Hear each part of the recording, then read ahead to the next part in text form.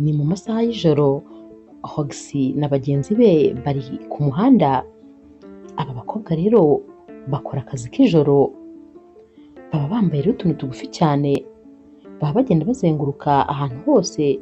Iyo imodoka ihagaze bose biruka bayijyaho kugira ngo barebe ko yaba ari umuntu ukeneye serivisi batanga. Mike rero nawe ni umusore nyine uje muri uyu mujyi, aje ku mpamvu z'akazi. Gusa hoteli agiyemo ntabwo rwose ayizi ku izina gusa, ariko mu by'ukuri ntabwo azi ahantu iri.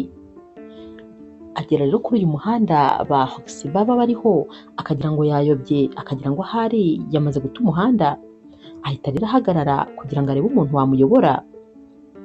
Hogisi uba ari hafi aho abona imodoka ihagaze, agahita aza yiruka agahagarara mu kirahure, agahita abwira Mike ati umusore mwiza, atari kuri mwiza koko, uri bogari, ati mbega ukuntu ufite taye nziza, ati ubundi nyine ubundi ni abatipe bameze nkawe ngewe nkunda, ubundi ni wowe wanjye, ati ariko ni ukuri aturarenze pe. Mike rero batangiye guseka, ahita abwira uyu mukobwa ati urabona nayobye, nifuzaga rero rwose umuntu wanyobora. Amubwira izina rya hoteli agiyeho, ati wamfasha ukanyobora. Hogisi yimyoza ati ubuse ngewe urandebye ubona ndi umugide turisitike, cyangwa urandebye ubona ndi icyapa kiyobora abagenzi? Nta na kimwe ndicyo rero muri ibyo, ngewe nyine nkora akazi k'ijoro, ubwo nari nketse ko ukeneye serivisi zanjye. Mike ahita aseka ati nabibonye, ariko nyine wakwihangana ukamfasha. Undi ati nakubwiye ko ariko atari ko kazi nkora. Mike ati gerageza nyine ubikore ku nshuro yawe ya mbere, uyu munsi nyine bibe umwihariko. Hogisi ahita amubwira ati rero n'ubundi nabyo birishyurwa, ntabwo nakurangira gutya gusa utanyishyuye. Aturanyishyura ibihumbi 50, ubundi nyine mpakurangire. Mike ati nta kibazo, ahita akora mu mufuka maze akamuhereza amafaranga. Hogisi rero amara kuyabika, agahita abwira Mike ati wawu, ati rwose ndabona nyine uri n'umusore rwose wubahiriza ibyo yavuze. Ati ubundi se urabyumva gute ndamutse nanaguherekeje, noneho nyine nkagenda nanakwereka n'ahandi hantu hose, nkakwereka no kuri iyo hoteli ko dushobora no kugera mu nzira ugahindura ibitekerezo, ukaba wareka nkaguhana serivisi? Erega nanakwishimiye, uri umusore mwiza ni ukuri. Mike rero ahita atangira kurakara, agahita amubwira nabi ati urambwira icyerekezo ndi bunyuremo cyangwa ntabwo bimbwira? Hogisi nawe ati ariko se ko ufite amahane kandi uri umusore w'ibogari, kuki uri kuvuga nabi? Mike ati urambabarira, ntabwo rwose nsanzwe nkenera nyine abakobwa nkawe, ntabwo rwose nsanzwe nkenera izo serivisi. Hogisi ati nyine se ntabwo umaze kumbwira ko buri kintu cyose kigira inshuro yacyo ya mbere, nawe nyine wabigerageza. Mike rero abona uyu mukobwa yamuhagamye, aba ari n'umukobwa ariko mwiza cyane, ubona rwose utagakwiye kuba ari ahangaha. Mike rero ahita amubwira ati ariko wa mugani, kubera icyo ubundi wa mugani tutabigerageza? Icya mbere cyo ni njyenyine, iyi hoteli nayo ngiye kuba ndiho nta muntu turi kumwe. Okay, nta kibazo waza. Hogisi ati ntiwumva se, ati gusa nyine noneho byo biraba bihenze, uranyishyura ibihumbi 200 ku ijoro rimwe. Mike ati aya mafaranga ni menshi cyane, nubwo ntazi rwose serivisi ndi bukenere, ariko nta kibazo, ngaho nta kibazo ngwino. Hogisi rero ahita yinjira mu modoka maze bagahita bagenda. Ku rundi ruhande ariko ba bashuti be baba babana bajya kubona bakabona polisi iraje, bahita biruka cyane maze bakagenda bavuga bati mbega ijoro ngo ribaraba ribi, abakiriya ntabo, none na polisi yaridufashe. Bariruka rero bakagera iwabo bahumekera hejuru, umutima wabavuyemo, maze umwe akabwira mugenzi we ati mana nyagasani, aka kazi rwose ngiye kuzakareka, aka kazi ni kabi, ntabwo ushobora kubyumva, uzi guhora wirukanka ukwepana na polisi, ubu koko bamfunze nabigenza nte ko mfite umuryango kandi ugomba kubona icyo kurya kuko nakoze? Ati umutima wari umvuyemo, nari mfite ubwoba bwinshi, nabonaga noneho iri joro tutari bubacike.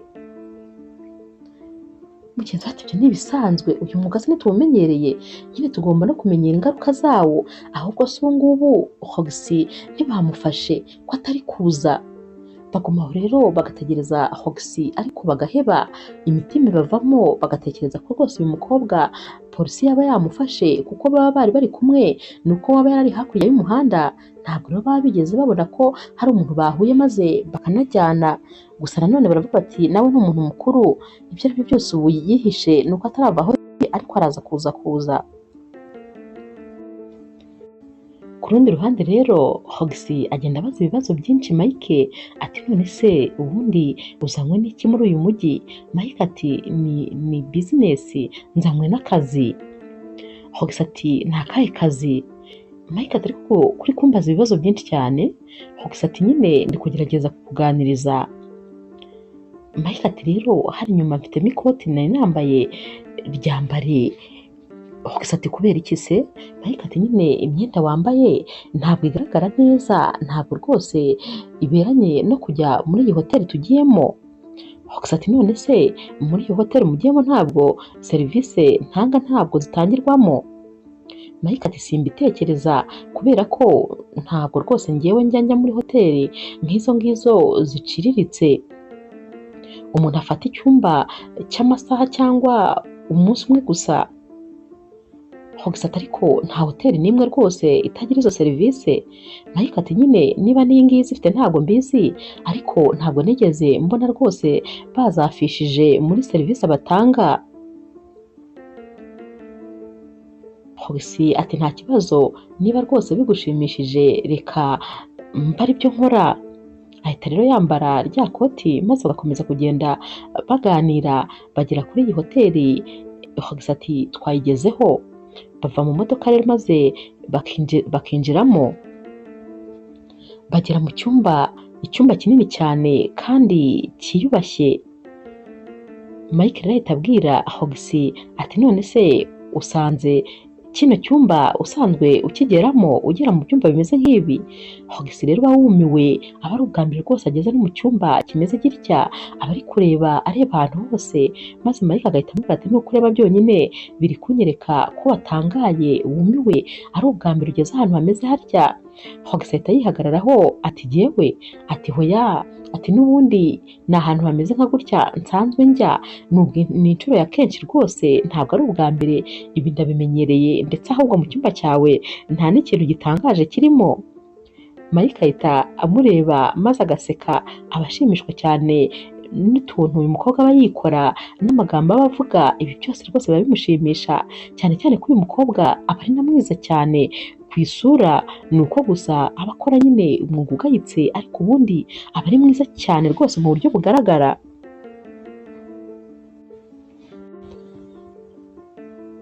Mike rero ahita afata telefone maze agahita ahamagara ati mwatuzanira se champagne muri chambre? Hogisi rero ahita atangira kubaza Mike ati ariko umbabarire ngiye kukubaza ariko ntundakarire, ubundi umusore nkawe mwiza w'ibogari noneho byongeye w'umukire cyane, ubundi ni gute rwose uri kumwe n'umukobwa nkanjye utanga serivisi z'ijoro? Uyu musore ahita amubwira ati ariko niba nibuka neza ntabwo nigeze mbigusaba, ni wowe ahubwo wabinyigijemo ukomeza kubimpatira. Hogisi ati ariko nawe ntabwo wigeze uvuga hoya. Mike ati ntabwo navuze hoya kubera ko nyine wabimbwiye numva bishobora kuba igitekerezo cyiza, ariko ubundi nyine ntabwo ari ibisanzwe byanjye. Baba bakiri kuvuga ibi rero maze bagahita bumva umuntu arakomanze. Mike ahita amubwira ati ashobora kuba ari umuntu uzanye champagne. Ajya guhaguruka maze uyu mukobwa ati hoya wikwigora, reka rwose mbyakire.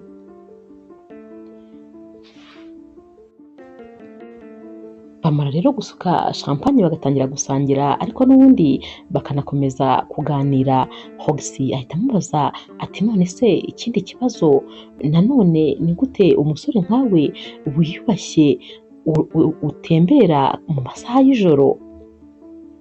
Mike ati urebye ntabwo nari ndi gutembera, ahubwo nyine nta mushoferi mfite hano, ubwo rero nahisemo nyine kwitwara, numvaga ari igitekerezo cyiza kugira ngo mbe ndenda namenya n'uyu mujyi neza. Nibwo rero twahuye nayobewe inzira iri bunjyane kuri hoteli. Hogisi ahita amubwira ati okay, ati none se ikindi kibazo, ubundi uri wenyine, ufite umugore, ufite umufiance cyangwa se ufite umukopine? Mike ati ibyo byo mbabarira rwose ntabwo nshaka kubiganiraho. Hogisi ahita amubwira ati nta kibazo, ariko nyewe nyine ubu ndi ready rwose kuguha serivisi. Mike ati hoya nta kibazo, turaza kuba serivisi uraza kuba uyimpa nyuma, ubu rwose nta kibazo, reka tubanze twiganirire. Uyu mukobwa yumiwe rwose ukuntu uyu musore atuje, atari kwiruka cyane rwose akeneye iyi serivisi y'uyu mukobwa. Umukobwa yarumiwe. Ku rundi ruhande ariko ba bakobwa b'inshuti za Hogisi bo baba bamushatse bamubuze, barara rero bataryamye, bose basinzirira mu ntebe, bumva ikintu cyose gikomye bakikanga ngo araje. Baba bahangayitse rwose bibaza yuko polisi we yaba yamufashe, gusa baba bari kuvuga bati Imana rwose imwiteho. Hogisi rero na Mike bo bamara gusangira ya champagne maze bakajya mu cyumba. Mike ajya mu cyumba akicarira ku buriri. Hogisi rero araza agahita abwira Mike ati rero ngewe mbere yuko ntangira akazi mba ngomba kubanza kwishyurwa. Mike ahita afata amafaranga Hogisi nyine aba yamuciye maze akayamuhereza, arayabara yarangiza akayashyira mu isakoshi, agahita asa rero yegera Mike. Mike ati hoya njyewe reka ntabwo meze nk'abandi basore usanzwe umenyereye, ntabwo ari uko nteye, ntabwo rwose njyewe niteguye. Mike rero asohoka mu cyumba, aragaruka agasanga Hogisi ari kwambara inkweto ari kwitunganya. Mike ati uri mu biki se kandi? Hogisi ati ndigendeye rwose, nsubiye ku kazi kanjye, nsubiye hahandi wankuye, kubera ko ndabona wowe ntazi gahunda ufite, ntabwo nzi ibyawe. Mike ati ariko nakwishyuye kandi nakwishyuye kumara ijoro ryose, rero n'ubundi ndifuza ko warimara. Hogisi ati mara ijoro ryose nta kintu ndi gukora? Mike ati cyangwa se uko se wagombaga kwishyurwa, amafaranga yawe urayafite, naho rwose ndifuza ko warara hano, cyane cyane ko mbona rwose wasinzira neza ukanaruhuka, ryama nta kibazo, uzabyuka ejo ugende. Hogisi ati ariko wa mukanya reka niryamire, rwose n'ubu buriri bumeze neza cyane, ni bwiza, reka niruhukire kuko amafaranga ahagije iyo narangije kuyakorera. Ariko ahita abwira Mike atumva nizere ko rwose utajya ugona nijoro. Mike aseka ati hoya ndakeka rwose ntajya ngona, nubwo nta muntu ubuze ibyo akora asinziriye. Hogisi ati nunsakuriza na gatoya ndabyuka mpite nigendera. Mike ati humura nta rusaku rwose, uraryama utekanye. Aba areba uyu mukobwa maze agaseka, kwihangana biba byamunaniye. Gusa n'ubundi uyu musore nyine asanzwe ari umusore w'umwana mwiza, uhora ufite isura ikeye, nyine ahora yisekera, nta mijinya nta kurakara bya hato na hatoya. Hogisi rero araryama maze agasinzira nk'akabebe, aba ananiwe byo, aba afite umunaniro rwose w'iminsi myinshi. Buracya mu gitondo rero Mike akabyuka agakomeza akicarira mu ntebe aho ngaho imbere y'igitanda, areba uyu mukobwa uba wasinziriye atanyeganyega. Ajya kubona akabona rero arakangutse, maze agahita amubwira ati uraryamira koko? Ati wasinziriye bikabije, ubanza wari umaze igihe kinini udasinzira. Hogisi amwenyura ati urabivuga se urabizi? Ati ntakubeshye, nari mfite umunaniro mwinshi, nari maze iminsi myinshi ntaruhuka, ikindi kandi ubu buriri nabwo buraryoshye cyane, bwabimfashijemo, ni ubwa mbere rwose ndaye mu buriri bumeze gutya. Ati nasinziriye ndumva naruhutse wese. Uyu musore ati none se twajya gufata ibya mu gitondo, reka njye kubabwira babidutegurire. Gusa ati hoya ntabwo ngewe njya mfata ibya mu gitondo. Mike ati uyu munsi rero urabifata, nakubwiye ko rwose hamwe nanjye buri kintu cyose kizagira inshuro yacyo ya mbere. Mike ahita afata ishati ye maze akayihereza uyu mukobwa kugira ngo nyine ayambare nyuma y'agakanzu aba yambaye, kuko kaba ari agakanzu nyine k'izo serivisi atanga. Ntabwo Mike aba yajyana nawe kwicara muri hoteli yambaye aka gakanzu.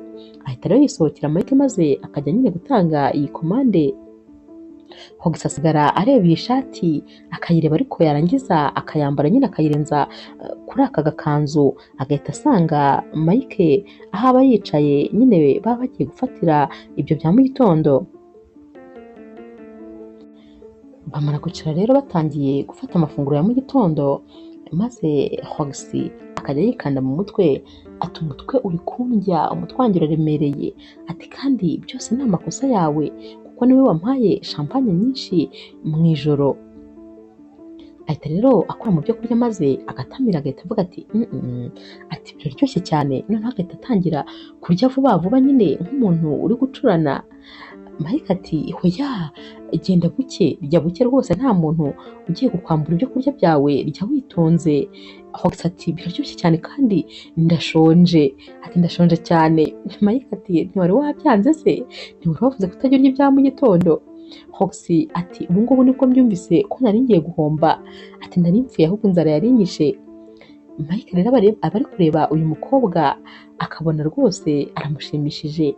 Mike ahita amubwira ati none se mfite ibyumweru 2 hano ndi mu kazi, kandi rwose nkeneye umuntu tugumana, nkeneye umuntu unganiriza nyine simbe ni njyenyine singire irungu.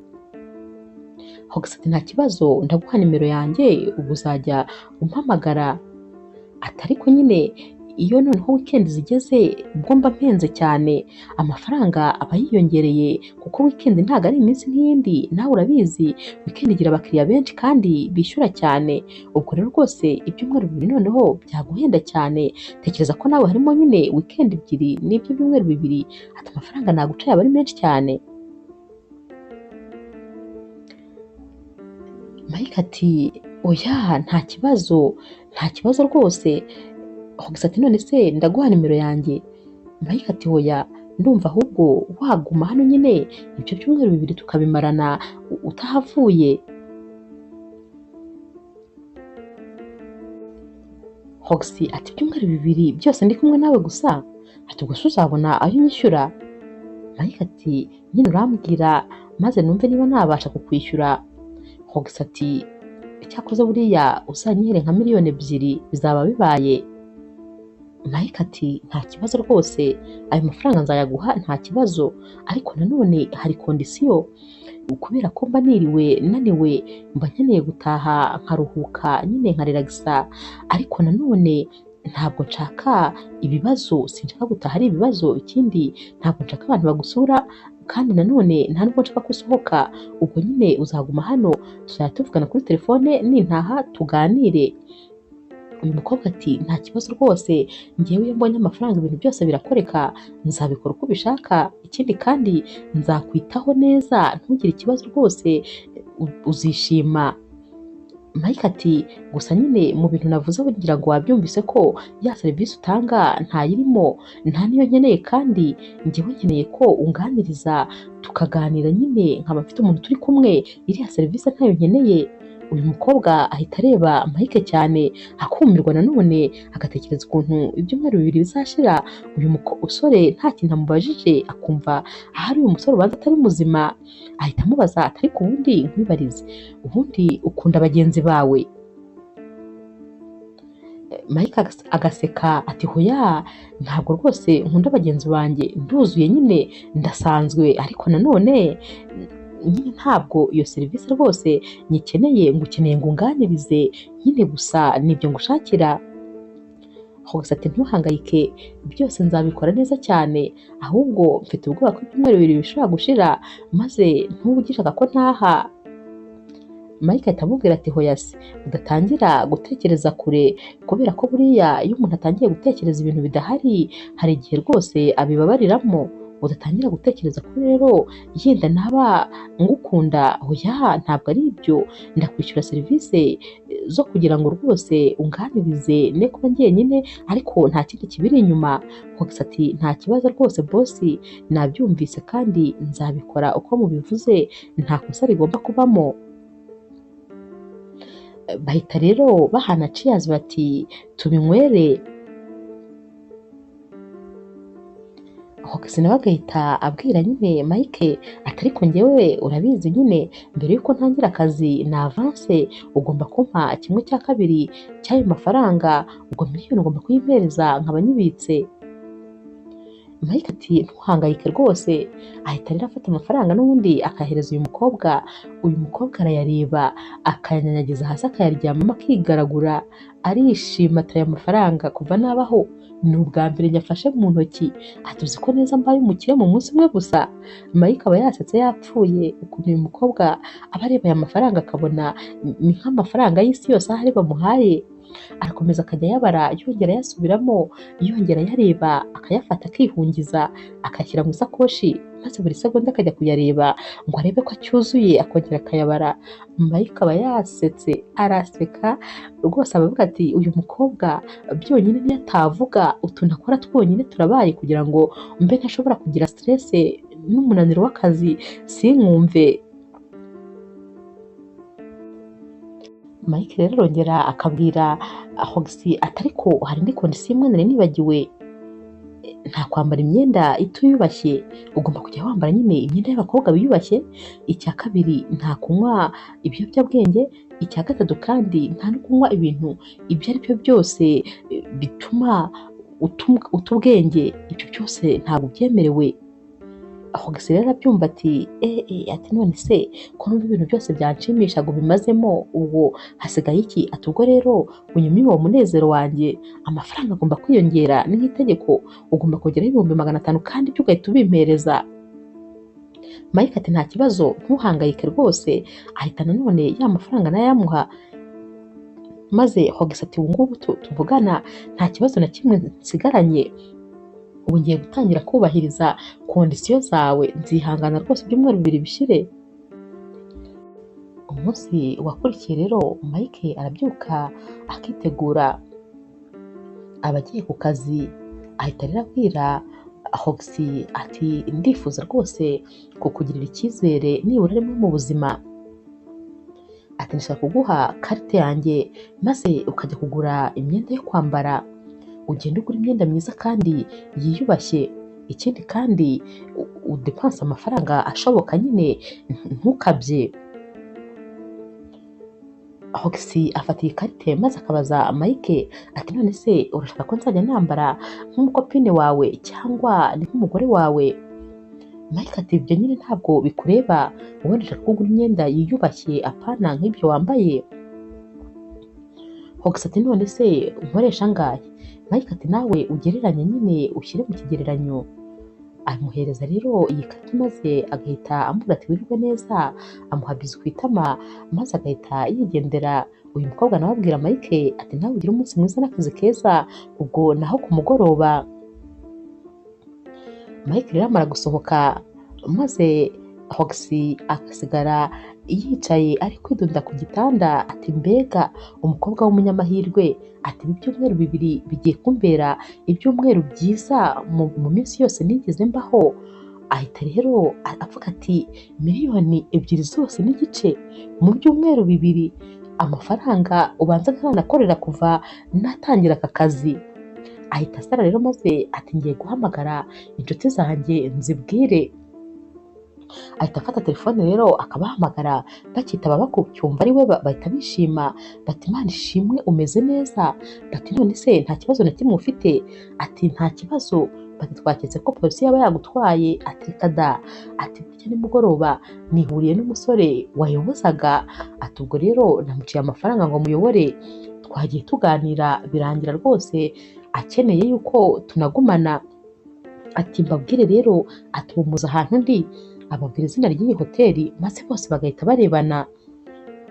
Ati ubu ndi kurara ku gitanda kitabaho, ndi kunywa amashampanye ahenze, ndi kurya ibyo kurya nyine mutigeze muryaho na rimwe, ati ahantu ndi n'ababeshye ni heza ku buryo ati ndi kuhareba nkabona ahari wagira ngo ntabwo hasanzwe haba ku isi. Ati ntumiwe n'ukuntu hameze.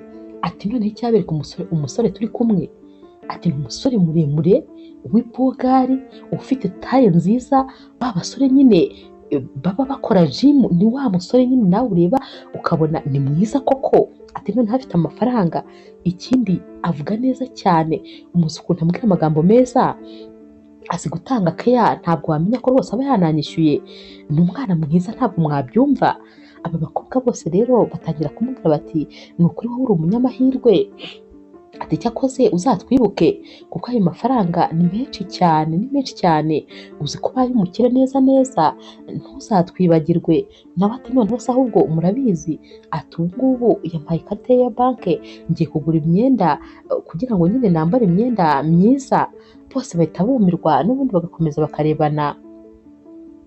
Arabasezera rero akababwira ati muhumure ntabwo nzabibagirwa rwose, namwe nzabaha ku mafaranga. Aba bakobwa basigara bavugana bati uyu mukobwa ni umunyamahirwe cyane, urumva amafaranga yose abonye. Umwe muri bo akabwira undi ati uzi ko njyewe maze gukora imyaka 7 yose ariko ntakubeshye aya mafaranga ntayo ndabona rwose, ntayasevinze. Ariko aka kazi ndagahaze burundu, aka kazi n'ubundi nta terambere wakaboneramo, amafaranga ubonye n'ubundi yarya uwo munsi. Ati ikindi kandi haba harimo risike nyinshi cyane, abantu baragutuka bakubwira amagambo bashaka, bamwe barakukubita abandi ndetse ntibanakwishyure. Aka kazi rwose mpani cyane igishoro gito gusa, nahita ntangira kwikorera ibintu bye byose biciriritse ariko byiyubashye. Uzi akazi umuntu atakubaza ngo ukora iki ngo ubashe kukamubwira, aka kazi ni kabi cyane. Mugenzi we ahita amubwira ati ariko si ubwo koko witangira kurambirwa kuko ubu nta mahitamo urabona, nyine uri gutekereza ko byasaba kubona igishoro kandi ubu tuvugana ntacyo ufite, ahubwo ubwo wakabaye utekereza ko ugomba gukora usevinga maze ukazabona ayo mafaranga nyine utekereza kuba wazakoresha. Naho ubundi nyine turacyakarimo rwose kuko turacyafite ibintu byinshi byo kwishyura, kandi nyine ntabwo wabyuka mu gitondo ngo uhite ubasha kwikorera. Baguma muri ibyo ariko rwose bababaye, baba bagize agashyari ka hogisi kubera amafaranga yose aba yakoreye. Aya mafaranga aba ari amafaranga yatangiza akabizinesi nawe akiteza imbere atiriwe asubira muri ibi ngibi. Aba bakobwa rero baba bari kuvuga bati tekereza iriya hoteli, atuzi ko ngiye kuva nabaho ntanaryama muri hoteli imeze nk'iriya, atuzi kumara ibyumweru 2 byose muri hoteli nziza nk'iriya, ufata ibyo kurya byaho uryamayo ibintu byose ariho bakanakwishyura akayabo k'amafaranga. Ati rwose uriya mukobwa ubanza Imana asenga yamwibutse. Umunsi rero wakurikiye umushuti wa Mike aza kumureba nyine hano kuri hoteli, barasangira rero maze akamwereka uyu mukobwa, akamubwira ati uyu mukobwa niwe turi kumwe. Ati nyine ubu rwose niwe tugiye kumarana ibi byumweru 2 anganiriza nyine anyitaho. Bava ku meza rero maze Mike agaherekeza uyu mushuti we bagera imbere ya hoteli. Uyu musore akamubwira ati ariko se uriya mukobwa wamwizeyemo iki? Ubu koko amenye ko uri umukire cyane ufite amafaranga menshi cyane ntiyakuniga maze akayatwara? Ubu se watabaza uvuga ngo iki? Uri muri hoteli yiyubashye ukavuga yuko rwose wazanye umukobwa utanga ziriya serivisi, wabivuga ngo iki? Mike ati hoya rwose humura nta kibazo, uriya mukobwa nta kibazo cye. Uyu musore ati ntabwo rwose mbirwanyije ko ushobora kuba uri kumwe n'umukobwa utanga ziriya serivisi, ariko nanone nyine nifuzaga ko rwose nagushakira umukobwa wiyubashye, umukobwa nyine wa wundi wa classe urenze apana uriya. Mike ahita amubwira ati ntabwo rwose mukeneye uwo wa classe, uriya mukobwa ndamwishimiye cyane, aranshimisha, serivisi zo kurelagisa rwose azimpa neza cyane, nta kibazo mfite, aranduhura mu mutwe.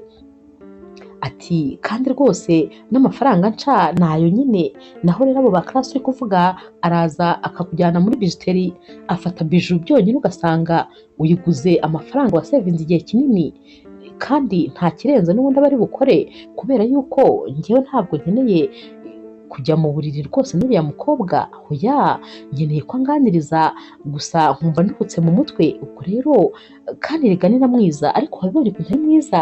Uyu musore ati kuba ari mwiza ko rwose ni mwiza, nanjye nabibonye, ni mwiza cyane, ateye neza, afite taye nziza, ati nyine ni mwiza rwose mu bigaragara. Mike ati rero ndanyuzwe, ntuhangayike rwose, igendere humura nta kizambaho. Uyu musore atamubwira ati sawa rero ngaho bayi, niba rwose unyuzwe nta kibazo, njye nuko mba ngira ngo nyine ugire ibintu bigushimisha, ariko niba amahitamo yawe ari ariya ntacyo bitwaye. Mike ava guherekeza wa mushuti we, yakwinjira muri salo agasanga neza neza akavuyo ni kose, impapuro hasi, amasahani mu ntebe, ibyo kurya uyu mukobwa we yatayemo, ameza, ibintu byose biri mu kavuyo hajagaraye, wagira ngo hamaze kurwanira abasazi. Mike rero aratambuka akajya mu cyumba, noneho ageraho iyo agasanga ni agahomamunwa, imyenda yose irandagaye hasi, iyindi irajugunyanze ku buriri, wagira ngo bahakiniye umupira neza ariko bawukinira mu myenda. Ahita avuga ati nizere ko ibintu ndi kubona atari byo, ariko mbabarira umbwize ukuri, iminota usigaye aha niyo ukoze ibi bintu byose, niyo ushyize akavuyo ahangaha, ubundi umukobwa agomba kuba ari ahantu hasukuye, ntabwo usubiza ko bavuga yuko umugore ari nk'ururabyo rw'iroze. Ururabyo rw'iroze ni akantu keza umuntu agomba gutegura, ni umuteguro, ni ukuvuga ngo umugore nyine agomba kuba afite isuku kandi akaba ahantu hasukuye. Gute wowe uri mu myanda ingana itya, gute ibintu byose ubijagaritse gutya, aho kubishyira ku murongo? Niba ngusize mu cyumba wakabaye ahubwo uhatunganya ukahagira neza, aho kuhagira akavuyo.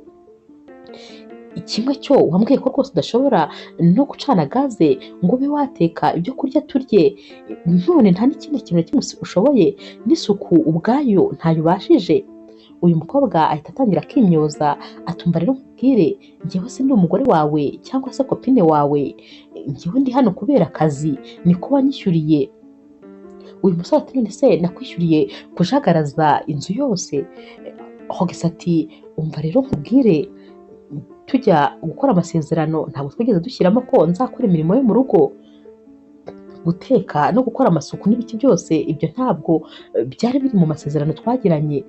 Akazi naje gukora ngakora neza, ibindi byose rero ntubimbaze, birakureba. Mike rero ahita yumva umujinya umwishe, maze agahita asohoka muri iki cyumba kiba giteye umujinya, na salo yacyo iba iri aho rwose imeze nabi, ibintu byose bijagaraye, uba ubona utaharuhukira ahubwo haguteza stress zirenze izo wari ufite. Ku mugoroba rero Mike aba afite abantu baba bagomba gusangira. Ubwo rero abashaka ko Hogisi ari bumuherekeze, Mike yambara neza cyane, akambara ipantaro, akambara ishati ndetse agashyiraho n'ikoti byiza cyane, akambara isaha, aba ari umusore nyine n'ubundi mwiza, noneho yambara neza agacya kurusha. Yicara rero muri salo maze akabwira Hogisi ati ariko uzi ko amaze gutegereza iminota 30 yose ukiri kwisiga no kwambara, ubu ntabwo urabisoza? Hogisi ati ndaje. Mike ati ariko tugiye gukererwa rwose, si byiza ko tugerayo bwa nyuma. Hogisi ati ndasoje. Hogisi rero arasohoka, maze Mike akabona Hogisi yambaye ikanzu itwikiriye ku mabere honyine, inda yose n'umugongo biri hanze, ikongera ikaba ari ndende igera hasi, ariko ikaba ipasuye kugera n'ubundi ku itako rwose hejuru, ku buryo ubona yambaye hafi ya ntabyo. Mike ahita amubwira ati hoya, ntabwo rwose iyo kanzu wayambara tugiye kujyana, yego rwose iri sexy, ariko ahantu tugiye ntabwo aribyo bikenewe, ukeneye kwambara ibintu byiyubashye kuko tugiye guhura nyine n'abantu n'ubundi biyubashye. Naho rero urabona ko rwose iyo kanzu wambaye igice cy'umubiri wawe cyose kiri hanze, ntabwo rwose ari ibyo nshaka, nshaka ko wambara neza, ntabwo rwose iyo kanzu wayambara. Uyu mukobwa ati hoya, niyi rwose ndi bwambare kuko nta wundi mwenda wundi nsigaranye, niyo nari mfite, reka rero rwose aba ariyo nambara. Mike rero ahita ahaguruka maze akajya kureba iyi myenda uyu mukobwa aba yaguze, aragenda akareba mu dukapu baba bamupfunyikiyemo imyenda, ararambura akumirwa ati karabaye, ati amafaranga yose naguhaye ni iki wayakoresheje, wayapfushije ubusa bigeze aha, ubu se utabeshye iyi ni imyenda waguze cyangwa dore amajipo wagira ngo ni imikandara, utuntu two hejuru wagira ngo ni ingofero neza neza, none se ubu waguze imyenda cyangwa wagiye wigurira imishumi gusa niyo wazanye ngo niyo ukambare? Hoxie rero ahita amubwira ati ariko nawe ntugakabye, iyi nyine niyo myenda iri sexy, niyo jare y'imyenda nkunda, ni iyi nyine nkunda, ni iyi ngiyi inshimisha. Mike ati hoya nizere kuri mu mikino kuko ibi bintu ntabwo wabinkora, gusa mbabarwa n'amafaranga yanjye yapfuye ubusa. Mike ahita aterura ya myenda yose maze agashaka kuyisohokana. Hoxie rero ahita amubwira ati hoya imyenda yanjye urayijyana hehe, imyenda yanjye n'ukunda ni myiza. Mike ati hoya, ahita rero ayisohokana maze yose akagenda yose akayitwika kuko rwose iba imuteye umujinya, yose arayitwika uko ingana. Ahita rero ahamagara ahantu baba bacuruza imyenda y'abakobwa maze akababwira vuba ati munzanire ikanzu yihuse ndayishaka mu minota mike ishoboka. Ababwira rero taye yugiye kuyambara maze bagahita bayimuzanira, yambika noneho uyu mukobwa maze akagenda akaberwa akaba mwiza, ukabona ni umukobwa nyine w'icyuki rwose urenze. Aragenda rero maze bakajya gusohokana n'abantu bagombaga gusohoka, ariko akamubwira ati noneho ndashaka yuko nguha amahirwe ya nyuma, ndifuza kuri bujye kugura imyenda nyine ibereye umuntu w'umukobwa, amakanzu ufatira urugero kuri iyi ngiyi wambaye, hanyuma ugure n'amapantaro n'imipira n'amashati n'amajipo nyine, ariko imyenda myiza nyine yiyubashye y'umukobwa rwose wareba ugahita ubona ko ari umukobwa wiyubashye. Umunsi wakurikiye rero Mike aba agiye kujya ku kazi maze agaca kuri reception, umu receptioniste ahita amubwira ati waramutse neza bosi, ati ijoro ryagenze neza? Mike ati yego meze neza cyane nta kibazo, ati ariko nagira ngo ngusabe serivisi, hari umukobwa uri mu cyumba cyanjye ndifuza ko rero atasohokamo nta mpamvu n'imwe rwose yatuma asohoka. Uyu mu receptioniste ahita amubwira ati ndakeka ariko byagorana kubera ko nyine ntabwo dukunda kubuza abantu uburenganzira bwabo igihe baba bari muri iyi hoteli, sinumva rero ko twabishobora ibyo bintu. Mike ati urumva nyine ni njye namutumiye, ni umutumirwa wanjye rero ntabwo nshaka ko asohoka. Ahita yongorera uyu mu receptioniste ati urumva nyine ni umukobwa wigurisha, ubwo rero ntabwo rwose nshaka ko ari busohoke. Uyu mu receptioniste noneho ahita abyumva akamubwira ati noneho ndabyumva cyane kandi ndaza kubikora nta kibazo. Mike ahita amubwira turakoze cyane kandi umunsi mwiza. Mike rero akimara kugenda mu minota mike cyane rwose, Hoxie ahita asohoka yambaye agakanzu kagufi agenda yibaransa nyine aho hantu. Uyu mu receptioniste abona asohotse agahita amusohoka inyuma, atumva nkubwire ati ntabwo rwose wemerewe gusohoka. Hoxie ati none se njyewe ndi umufungwa muri iyi hoteli yanyu? Uyu mu receptioniste ati umuntu nyine wakuzanye muri iyi hoteli yambwiye ko rwose utagomba kuyisohokamo uretse ari we wenyine uguhaye uburenganzira. Hoxie ati ariko ubundi wowe ushinzwe iki? Ubu se urashaka ko mbanza kuguha urushyi kugira ngo ubanze wumve ko ngomba gusohoka kandi ngakora ibyo nshatse? Receptioniste rero abona uyu mukobwa atangiye kuzana amahane, agahita ahamagara umusekirite ati uyu mukobwa wigurisha ntimutume asohoka muri iyi hoteli, funga urugi agume hano. Hoxie noneho ahita arakara ati unyisenga umukobwa ugira ute? Receptioniste akamusubiriramo ibyo yari avuze, maze uyu mukobwa ati ninde wakubwiye ibyo? Uyu mukobwa nawe ati umuntu wakuzanye aha nyine niwe wabimbwiye ko uri umukobwa wigurisha, maze ambwira yuko utagomba kurenga hano. Hoxie ahita arakara agashaka rwose gukubita urushyi uyu mukobwa, ariko ntabwo aba yabishobora. Ubwo rero ahita asubira mu cyumba n'umujinya mwinshi, akagenda agahita yijugunya ku buriri aba arakaye byo.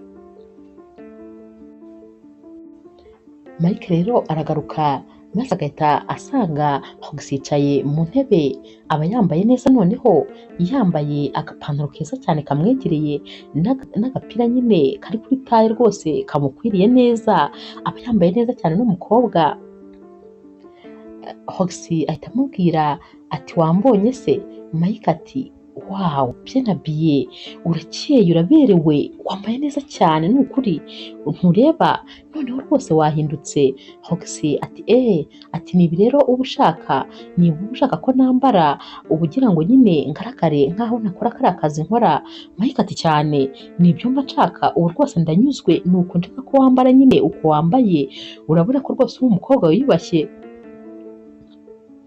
Hogs ati ariko ubundi kubera iki ukomeza ugenda ubwira abantu akazi nkora? Mike ati akazi ukora? Ati none se ubundi nyine siko akazi ukora, hari ubwo mba mbeshye, simba mvugishije ukuri? Ati ubundi se kubera icyo utagira isoni, uri ku muhanda uri gukora aka kazi, nyamara ukaba utangiye kuzigira ubu ngubu kubera ko nabwiye umuntu icyo ukora? None se ubundi sibyo nyine wowe niwe uri kubyamamaza, si uko nyine ushaka no kugaragara nk'ukora iyo mirimo?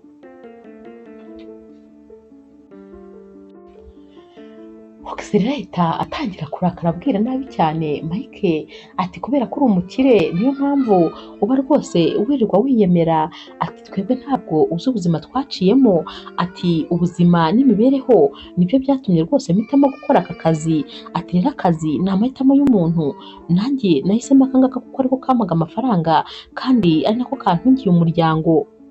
Mike rero aba yacecetse ari kumva uyu mukobwa, gusa Mike atabwira uyu mukobwa ati umva nkubwire, ibibazo byose waba ufite mu buzima, ubuzima bwose baba baranyuzemo, ibyaba byarakubayeho byose ntazi ntakeneye no kumenya, ntabwo rwose biguha uburenganzira bwo kwigurisha.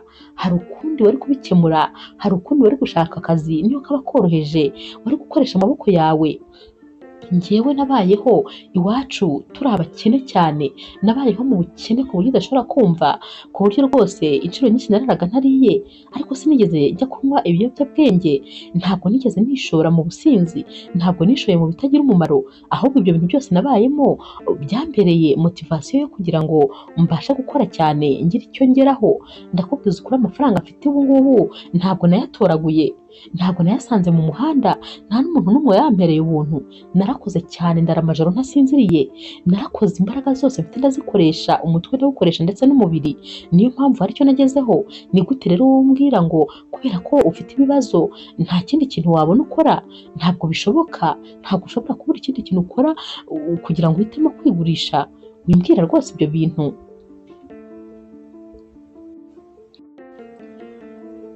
Hogs rero ahita abwira Mike ati nyine njyewe ubanza hari ibyanjye bitandukanye n'ibyawe, ati ababyeyi bacu bapfuye tukiri batoya, nasigaranye n'umuryango munini wa barumuna banjye ngomba kwitaho, barya kubera njyewe, ubwo se kuko urumva ako kazi kagaburira abo bana tuva imwe bose nagakura hehe? Mike ati uratekereza ko ari wowe wabayeho ibigoye kurusha ibyanjye?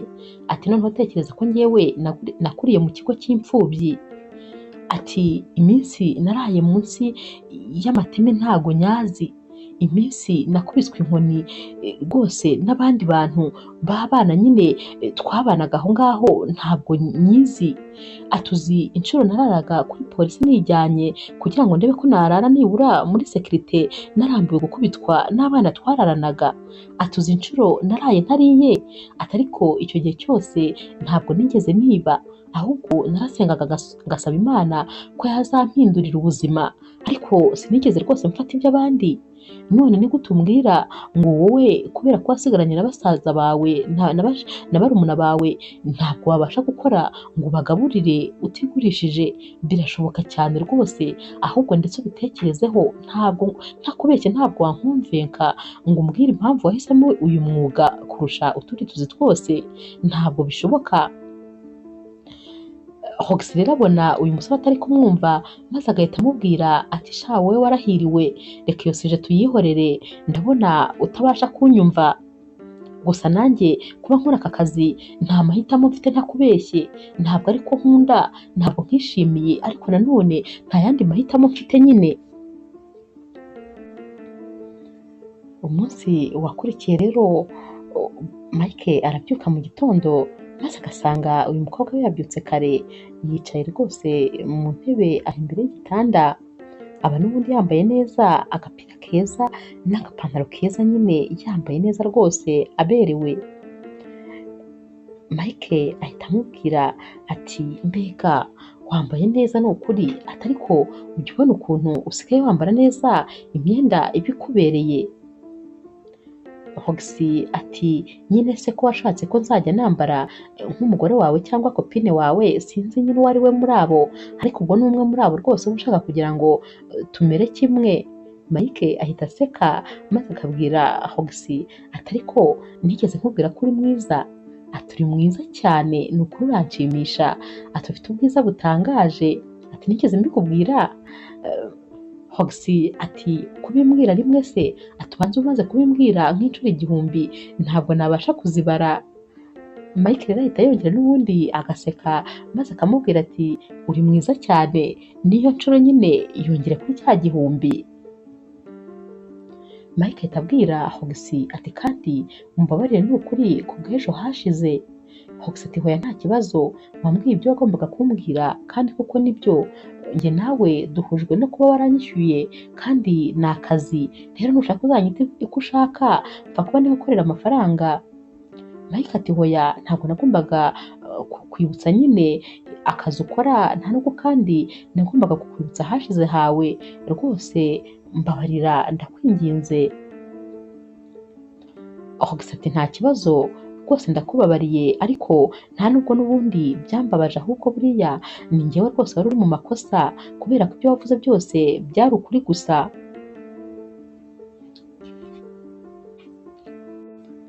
Mike rero ahita amubwira ati ngaho reka twiyunge, maze akamuhereza ikiganza.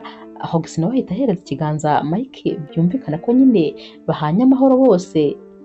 Mike rero ahita amusoma n'ubundi ku gahanga ati ni ukuri uri umukobwa mwiza cyane. Ahita amubaza ati none se ubundi ko ndeba wari umaze kwigira neza wari ugiye he? Hoxie ati nyine nari ngiye gufata ibya mu gitondo hano nyine muri hoteli. Mike ahita aseka ati uribuka ukuntu umunsi wa mbere uza wambwiye ngo ntabwo ujya ufata ibya mu gitondo, none ahubwo ni wowe muntu usigaye ubikunda kurusha abandi bose. Hoxie ati uzi ko ahubwo mba ndi kubara amasaha kugira ngo amasaha atanancika rwose ntabifashe. Ati uzi ariko ibyo kurya bya hano, ati ntabwo bibaho, burya impamvu nabivugaga ntabwo nari mbizi ko ari ibi byo kurya biba muri iyi hoteli. Ati birarenze, ati ahubwo se nta nubwo nabisiba, ati ndababaje nintaha nindangiza aka kazi rwose none inzara izajya inyica, kubera ko ubundi ntabwo twari tubimenyereye ibi bintu.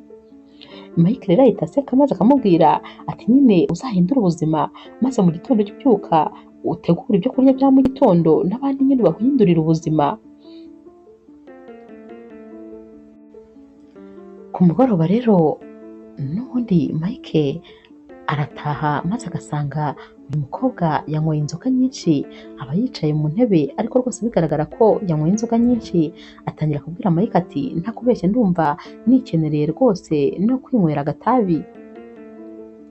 Mike ati hoya urabizi nyine twarabyumvikanye, muri kontara y'akazi uri gukora ubu birimo ko utagomba kurinywa. Ati ariko ubundi nigeze harya nkubwira ko uri mwiza? Yakundaga kumbwira ibi bintu, ati nigeze nkubwira ko uri umukobwa mwiza cyane. Hoxie ati sinakubwiye ko wabimbwiye inshuro zirenze 1000, uhora rwose ubimbwira. Mike ati n'ubu ndongera ndabikubwiye rero uri mwiza cyane. Maze Hoxie ati ariko ubundi nkwibarize kubera iki iyo uri kundeba umbwira ngo urankunda ubimbwira mbona rwose uri romantike, wizanishijwe amaso nyine y'imbabazi, wagira ngo rwose ufite urukundo, kubera icyo umbwira ibyo bintu wagira ngo urankunda? Njyewe rero rwose ntabwo ibyo bintu njya mbijyamo, ibintu by'inkundo hoya. Yego nagerageje kenshi kugira ngo numve ko rwose nanagira umusheri, ariko numva ntibishoboka, akazi nkora ntikanyemerera kugira umuntu nkunda, nyine ni akazi kari aho ngaho gasebetse gusa, katatuma umuntu ankunda ngo abe proud yanjye. Kubera iki wowe mpora mbona ushaka rwose kwizanishwa ibintu by'urukundo, kandi ndi hano mu kazi ibyo bintu ntajya rwose mbikozwa.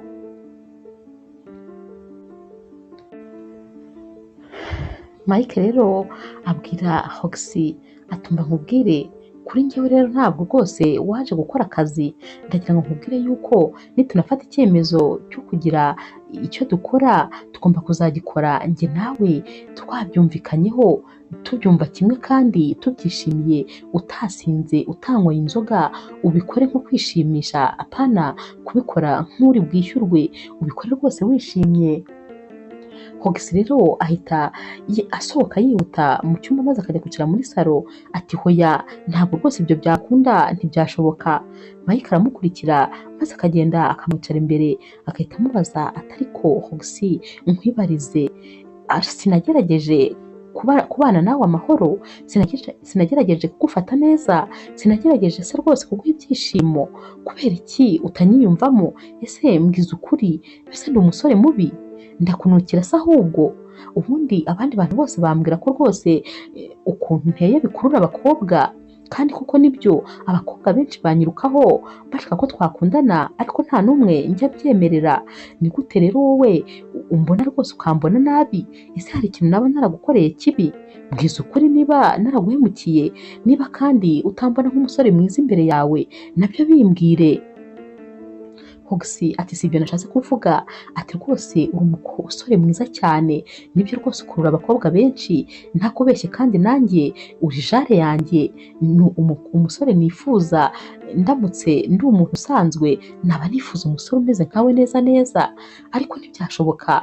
Akazi nkora ntabwo kanyemerera gukunda umuntu, ntabwo rwose kanyemerera gutanga ibyo ntafite, nta rukundo mfite, ntabwo bishoboka.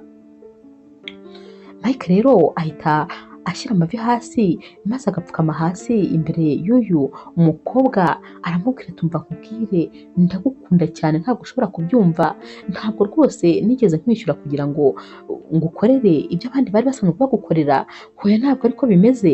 Njyewe naragukunze, numvaga ngushaka iruhande rwanjye gusa, numvaga bimpagije, ariko ntakubeshye, ndagukunda rwose, ndagukunda kandi ndashaka ko noneho tubana ubuzima butandukanye n'ubwo twari tubanyemo. Ndashaka ko nyine umfata nka sheri wawe, nanjye nkagufata nka sheri wanjye, maze kandi ukarekeraho no gukomeza kujya kwigurisha mu bandi bagabo, kubera ko rwose ntakubeshye mba numva nkwishimiye cyane. Hogisi ahita amubwira ati ibyo rero ntabwo byashoboka, ntabwo rwose nshaka kuzababaza umuntu, kuko njyewe ntabwo naremewe gukunda no gukundwa, si uko rwose, nta kintu nabona nk'umuntu, nta byishimo mfite byo guha umuntu. Ahita ahaguruka nanone agahita agenda akajya muri dushe maze agafunga urugi, kuko rwose aba yumva adakeneye gukomeza kumva aya magambo aryoshye uyu musore aba ari kumubwira, cyane cyane ko na Hogisi aba rwose yarakunze uyu musore, ariko nanone yakwibuka akazi akora agasanga ntakwiye kwinjira mu buzima bw'umuntu. Umunsi wakurikiye rero n'ubundi Mike aritegura maze akabwira Hogisi ati ndagiye rero ndirirwa hanze umunsi wose, uyu munsi ndakorera hanze, ndaza kuza rero nimugoroba mpindura imyenda, n'ubundi mfite n'ubundi inama n'abantu nyine dukorana. Ati ubwo uyu munsi urumva ko ntahari, gusa icyo uri bukenere cyose ntugire ikibazo umpamagare, ndahari ku bwawe. Hogisi ahita amubwira ati nta kibazo, aba yicaye mu ntebe. Telefone rero ya Hogisi ihita itangira gusona maze akimyoza ariko ntayifate. Mike ahita amubwira ati ninde ko utari kwitaba? Hogisi ati ni umucuti wanjye. Mike ati ubwo inshuti zawe rwose zarakubuze kubera iminsi zimaze zitakubona? Atuzi ko ahubwo njye nari ntangiye gutekereza ko nta nshuti n'imwe ugira kubera ko ntabonaga umuntu uguhamagara. Ati none ko utari kwitaba? Mike ahita amubwira ati ariko nanone tukivuga ku by'inshuti zawe, urabyumva ute uramutse utumiye abashuti bawe maze ejo tukazasangira ibya saa sita? Hogisi ati ndaza kubitekerezaho. Uyu munsi yari ari kuvuga amagambo make cyane, noneho kubera ukuntu rwose yari amaze kubona ko uyu musore amukunda bya nyabyo, nyamara yatekereza ibyo akora akumva ntakwiye urukundo. Ibibazo rwose byari byamubanye byinshi. Ikindi uyu muhungu yari yabwiye Hogisi ati ntakubeshye rwose, ntabwo ari ukuvuga ko ntakwifuza, ndakwifuzana cyane rwose, ariko nanone nifuza ko njye nawe twazagira ikintu dukora, nuko nawe wabyiyumvisemo. wumvise rwose ari ngombwa kandi unyishimiye, naho rwose nibitaba ibyo nta kibazo, ibyumweru 2 nibishira uzitahira.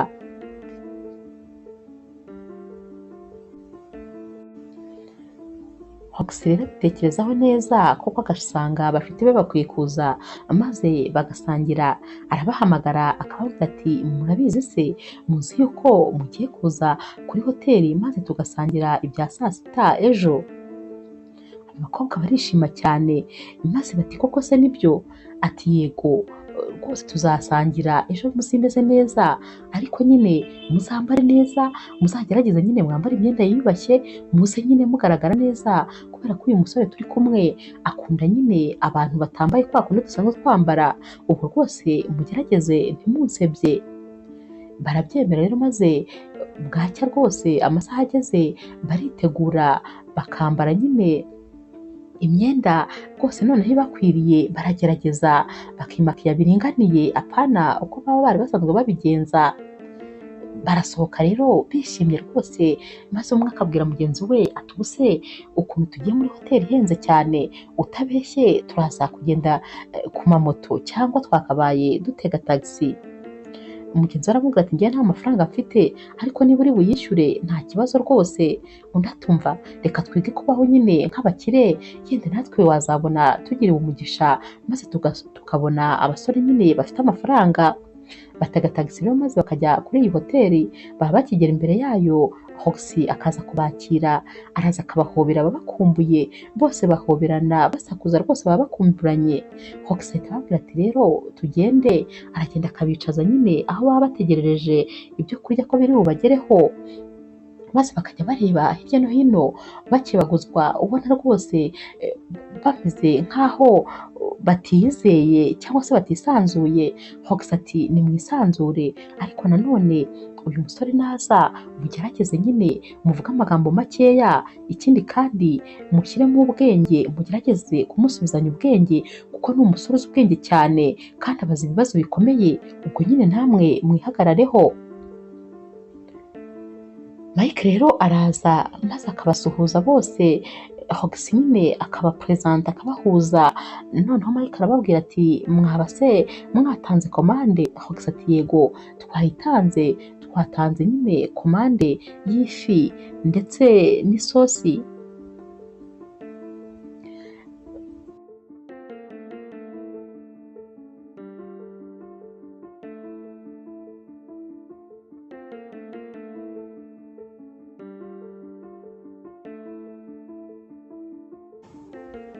Mike nawe ati ndumva kuri iyo komande mwatanze narenzaho nanjye hot dog. Aba bakobwa bahita barebana bakajya babisubiramo bikabananira kubisubiramo. Mike rero ahita ahaguruka atereka ahubwo njye kubivuga nazo bazongereho. Basigara rero babazanya bati hot dogs ni ibiki kandi? Umwe ati njyewe ndumva hari nk'igisimba ariko ntabwo nzi icyo ari cyo. Bahita rero babaza Hox bati wowe musirimu se kandi umenyereye ibintu byiza, ibyo kandi ni ibiki? Nawe ati ntabyo nzi, ati gusa ndumva ari ijwi ry'icyongereza, ari ijambo ry'icyongereza. Bahita bavugana bateka turebe kuri Google, bajya kubyandika ariko bakumva ntabwo bigeze babyumva neza, maze bakayoberwa ibyo ari byo bari bwandike. Bose rero barumirwa bati rwose babona tugiye kurya ibisimba tutazi. Maze aba bakobwa bati atari wowe watubwiye se ko twigira abasirimu ngo maze ibintu byose tujye twigira nk'aho dusanzwe tubizi? Ati reka rero tuze turebe ibikoko tugiye kurya ibyo ari byo muri iyi hoteli. Bazana rero bya byo kurya, maze aba bakobwa bagasanga nyine za hot dog bababwiraga ni umugati nyine urimo sosiso. Bahita babona ko ari ibintu birika kandi biryoshye, bariruhutsa ko nibura batagiye kurya ibisimba. Baba bari bagize ubwoba koko. Bararya rero maze bakishima. Ubwo ni nako baba baganira na Mike buhoro buhoro. Gusa bamara kuva ku meza, maze Mike agatangira kubabaza ibibazo bye nyine. Ati none se ubundi mukora iki? Ahera ku wa mbere ati wowe ukora iki? Hox rero atekereza ko bagiye guseba, maze agahita amuvugira atanguranwa ati uyu nguyu nyine afite inzu y'imideri hariya mu mujyi, ati nibyo rero akoramo yambika abantu nyine atabizi cyane. Mike ati wawu, ati ndabikunze cyane, ati ngewe nkunda umukobwa ushyira imbaraga ku murimo maze rwose agakora cyane kugira ngo agire icyo abona, ati ndabikunze cyane kandi kwaje uzagera kure nabyumvise. Ahita rero abaza uwundi ati wowe se kandi ukora iki? Maze n'ubundi Hoxie agahita amuvugira ati uyu we noneho atafite nyine cano icaho ibiganiro byubaka nyine ibiganiro byiza kuri YouTube atarazwi cyane.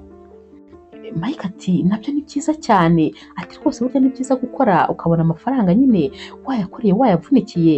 Ahita amubaza ati none se iyo cano yawe yitwa ngo iki, kugira ngo rwose mbe nareba nanjye njye nanabikurikira kubera ko ngiye nkunda ibintu byose birimo ubwenge ndabikunda.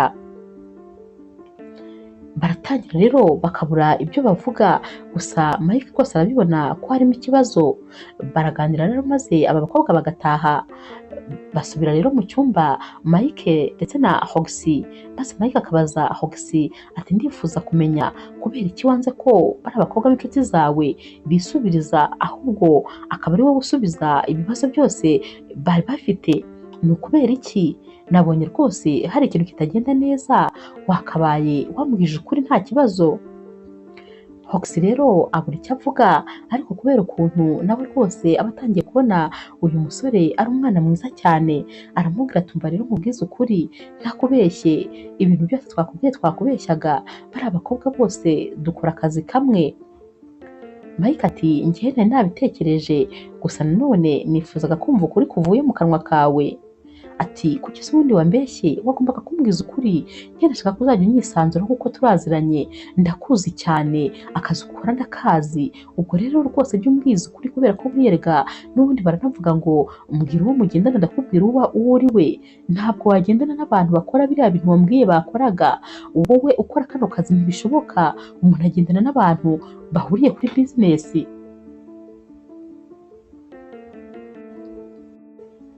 Aba bakobwa ariko nabo bataha rwose biyemeje kuva muri aka kazi, kubera ko baba batewe ipfunwe n'aka kazi, baba batekereza ukuntu babuze icyo bavuga maze bagasebera imbere y'uyu musore kubera kutabasha rwose gusobanura icyo bakora.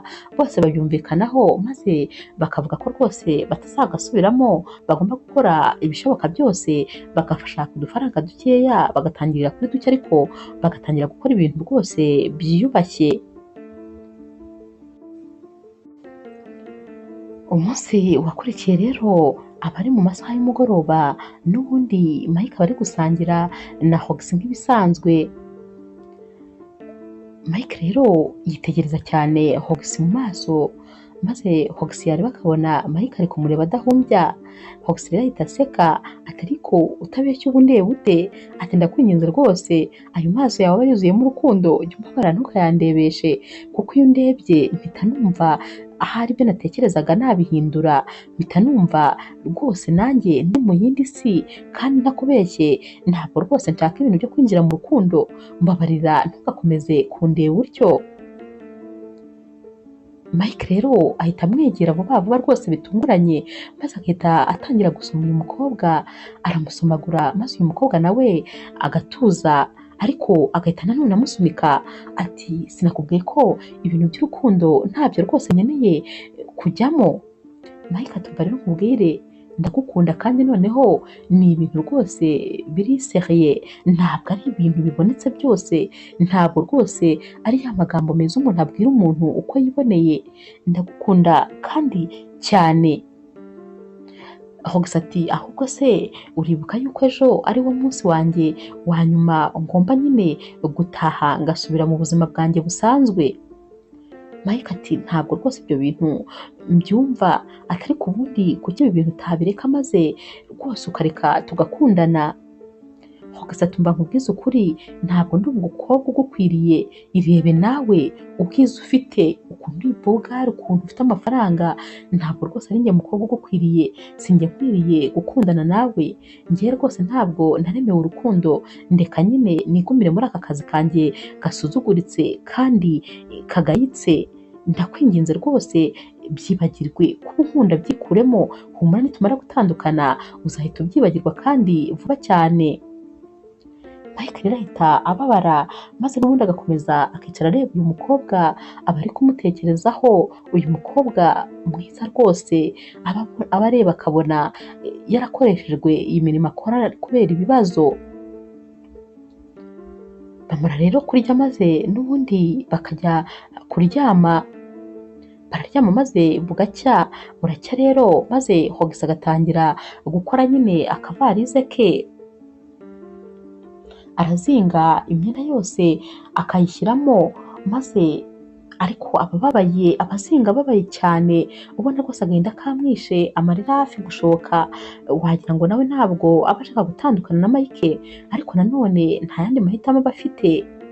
Mike rero amuzanira amverope irimo amafaranga yasigaye, akamubwira ati akira amafaranga yawe, niba wabitekerejeho neza nyine ukumva ugomba kugenda nta kibazo, reka nguhamagarire tagisi igutware, ikindi kandi kuri aya mafaranga nakurengerejeho rwose nyine n'agapurubore kubera ukuntu witwaye neza, ni ukuri wakoze ibyo wagombaga gukora unarenzaho, wamaze irungu, sinigeze rwose mbaho numva mbabaye, watumye nishima kandi watumye akazi kanjye kagenda neza, rwose iyi minsi tumaranye ni iy'igiciro, ariko ntuzabyibagirwe, ikindi kandi ntuzajya utekereza ku rukundo, ujye utekereza ko hari umusore ugukunda cyane witwa Mike, ndagukunda cyane kandi ibyo uri kukubwira rwose niko kuri. Hogisi rero nta jambo na rimwe avuga, abababaye, amarira aba ari kumunga mu maso, arazinga maze yasoza uyu musore akamutegera nyine tagisi nk'uko bari babivuganye. Hogisi arataha maze Mike agasigara muri iki cyumba, nawe agahinda kaba kamwishe, aba yigunze, aba atekereza ukuntu atakaje uyu mukobwa n'ukuntu rwose yari yaramukunze, aba avuga ati ibyo ari byo byose urukundo rw'ubuzima bwanjye ndarubuze, kubera ko kuva nabaho nta mukobwa nigeze nkunda nk'uko nakunze uyu, atari ku rukundo ni n'igitangaza, ubundi ni gute rwagiye kuza maze rukampuza n'uyu mukobwa koko, ni gute ari uyu nakunze, abakobwa bose birirwa banyiruka inyuma, gute nahisemo uyu nguyu, ati urukundo rugira ibyarwo, ariko ndamukunda rwose, sinzi ahubwo iminsi isigaye ngiye kumara ntari kumwe nawe ukuntu bizaba bimeze, ubu se koko ndabaho nte, ndamererwa nte, gusa nanone ngomba kubaha amahitamo ye. Gusa yahise nyine yiyongeza n'ubundi ikindi cyumweru, aravuga ati reka nongere mare ikindi cyumweru kuri iyi hoteli, ahari nakomeza nkareba ko rwose nakomeza kumutereta maze nkareba ko yanyemera, icyumweru nigishira ataranyemera ubwo nyine azaba atari uwanjye, icyo gihe bwo rwose nzahita ndekura nyine ntahe n'ubundi nsubire mu kazi kanjye naho nabaga. Hogisi rero aragenda maze yagera hahana abana na ba bakobwa, n'ubundi agasanga rwose za ngeso ntibarazivamo, baba rero n'ubundi bazanye abasore, baba bafite abasore babiri, batangira rero kwereka Hogisi bati uyu yitwa gutya n'uyu yitwa gutya, bakabahuza bakabwira aba basore bati uriya nawe yitwa Hogisi. Umuhungu umwe muri aba rero akunda Hogisi cyane, maze agahita avuga ati uriya niwe nshaka, ndishyura amafaranga yose mushaka ariko n'uriya nshaka. Aba bakobwa rero bagerageza kubibwira Hogisi maze akababwira ati hoya ntabwo byashoboka kuko n'ubundi sinari ntashye, urumva nyine nari nje kwirirwa hano, ariko ku mugoroba ndaza gusubira kwa Mike, ubwo rero ndacyari mu kazi, urumva ko rwose ntakwica akazi ngo mbivangavange. Aba bakobwa kubera ukuntu baba bishakira amafaranga wa musore ari bubahe, bahita nyine banywesha Hogisi inzoga nyinshi kugira ngo asinde. Bamujyana rero mu cyumba maze wa musore akamusangayo, nawe gusa aba yanyweye inzoga nyinshi. Uyu musore rero ajya muri dushe, Hogisi usigaranye akabaraga gake cyane ahita asohoka agenda adandabirana maze agahita atega tagisi ikamugeza kuri ya hoteli, ahita n'ubundi agenda agakomanga ku cyumba cya Mike. Mike rero abona rwose, yumva umuntu ukomanze akajya kureba asanga ari uyu mukobwa ariko ari kudandabirana neza yenda gupfa, ku buryo Mike amara gufungura uyu mukobwa agahita agwa neza mu maboko ya Mike, akagwa nk'umuntu upfuye.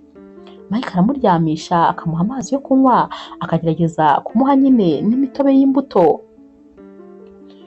Buracya rero maze uyu mukobwa akabwira Mike ati wakoze kuntabara, ati iri joro rwose nari mpfuye neza neza, uyu umusore yashakaga kumfata ku ngufu, bari bangurishije ba bakobwa b'inshuti zanjye, kandi mu by'ukuri numvaga rwose ntabirimo, numvaga ntakeneye kubikora, ubwo rero nagerageje kumucika, nibwo nyine wambonye nza aha ngaha ntabasha gukandagira. Mike ati nta kibazo, ahubwo Imana ishimwe kuba wamucitse. Gusa n'ubundi Hogisi ahita amubwira ati wakoze rero kuntabara, ariko n'ubundi sindi buguma aha, ndagiye. Noneho Hogisi ahita agenda.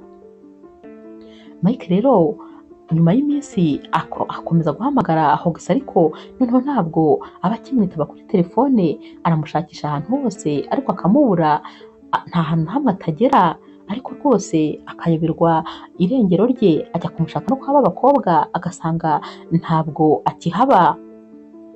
Mike rero ariheba, noneho akabona ko rwose uyu mukobwa amubuze burundu, afata icyemezo maze akavuga ati byanze bikunze ngomba rwose gutaha, kubera ko Hogisi we ndabona ibyanjye nawe ahari ubanza inzira zacu zitarahuye. Aritegura rero maze akazinga varize ye, ibintu byose akabitegura. Gusa nyine mbere yo gutaha arabanza akajya n'ubundi muri hoteli, aho muri bare nyine aho yakundaga gufatira nyine icyo kunywa, akavuga ati reka njye gufata icyo kunywa ubundi mbone kugenda. Aragenda rero maze akicara, ajya kubona rero akabona umukobwa wambaye neza cyane, ijipo nziza watebejemo ishati y'umweru, uberewe cyane rwose, ufite imisatsi myiza, mbese umukobwa w'icyuki. Araza akamuhagarara imbere maze akamubwira ati none se bosi, twabaha iki? Mbwira nyine muhamagarire umuntu useriva maze akuzanire rwose ibyo uri bufate, aturafata iki? Mike rero uba rwose yubitse umutwe, kubera agahinda aba afite, aba yubitse umutwe ku meza, ahita yubura amaso ngo arebe uyu muntu. Aramureba neza mu maso maze yakumva n'ijwi neza, akumva ni Hogisi. Ahita ahaguruka ati hoya, ntumbwire ko yaba ari wowe. Hogisi ati yego ni njyewe rwose, ntabwo wibeshye. Mike ati hoya wowe, ati mbega ubwiza ufite, atumva ko nirwaga nkubwira ngo uri mwiza, noneho za nshuro 1000 navuze mu byumweru 2 ndakubwiza ukuri ngiye kuzivugira rimwe. Ati Hogisi uri mwiza cyane, ati nuko umeze, ati none se kuri hano kandi umeze utya? Hogisi ati nyine kuva cyagiye twatandukanaga nahise rwose nza muri iyi hoteli kwisabira akazi, ubu rero bampaye akazi rwose, ninjye nsigaye nshinzwe abantu baseriva. Ati rwose nakurikije inama zawe, numvise koko atari byiza yuko nakomeza guheranwa n'agahinda, nkumva yuko ubukene n'ibibazo mfite bigomba gutuma nkora akazi kagayitse, ahubwo nafashe icyemezo cyo gukoresha umutwe n'amaboko yanjye maze ngakorera amafaranga meza anyuze mu nzira nziza. Nuko rero naje muri iyi hoteli, ubwo niyo mpamvu wari warambuze nanjye nari narakwikoreye, numvaga rwose ntakeneye kongera kandi kuguteza ibibazo. Mike rero arongera akamureba, kwihangana biramunanira, agahita amuterura akamuzunguza avuga cyane ati Hogisi ndagukunda, noneho ndi proud yawe, ndakwishimiye cyane, abari kumusabagura ndagukunda cyane. Hogisi ati kira hasi, ntabwo ubona ko ndi ku kazi, have boss atambona. Mike ati nashaka kubona kwirukana ni akazi ke, nanakwirukana ndagushingira indi resitora, ibyo ntibindeba, ariko wowe menya ngo ndagukunda cyane kandi uranshimishije. Ndakubwiza ukuri, iki nicyo kintu cyiza mbonye mu buzima, noneho kuba uhindutse, ndakubwiza ukuri ndishimye, ntabwo ushobora kubyumva. Hogisi rero aramubwira ati urakoze cyane, urakoze cyane rwose, ati ariko nanjye hari ikintu nshaka kukubwira, ati burya nanjye ndagukunda kandi cyane, kubera ko noneho ubu ngubu mfite n'uruvugiro, ntabwo rwose nkiri wa mukobwa nyine uteye isoni, ubu rwose ndagukunda kandi uri umuhungu nyine w'inzozi zanjye, naho se na kera nifuza ko nazakundana n'umusore umeze nkawe, ubu ndagufite rero ndishimye cyane, ahubwo se mbwiza ukuri, uracyankunda bya nyabyo cyangwa naragiye maze uranyibagirwa? Mike ahita yongera akamusobagura ati ndagukunda cyane, ndagukunda cyane, ahubwo nta nubwo uzongera kunjya kure, nta nubwo ndi bugusiga aha, tugomba kujyana rwose muri uriya mujyi nkoreramo, kubera ko rwose ndifuza ko dutangira gupanga n'ibintu by'ubukwe, kuko rwose ntabwo nzongera kuba kure yawe, n'ubundi ni wowe wampaga ibyishimo, ntabwo rero naba ahantu utari, ndagukunda cyane rwose mukunzi, ndagukunda cyane kandi ndifuza kubana nawe iminsi nsigaje kubaho mu isi. Barongera rero bagahoberana cyane, Mike ati ndishimye cyane kandi ndakwishimiye. Inkuru yacu y'urukundo rero ni aha tuyisoreje, mwakoze kuyikurikira. Niba ukunda inkuru z'urukundo zica kuri Zasha TV, ntukagende udakoze subscribe kugira ngo n'izindi zijye zikugeraho. Niba kandi ugejeje kuri uyu munota ukireba iyi nkuru, nuko rwose yakuryoheye, kanda like rero kugira ngo rwose tumenye ko ibintu biba byagenze neza. Ndabakunda cyane rero nk'ibisanzwe.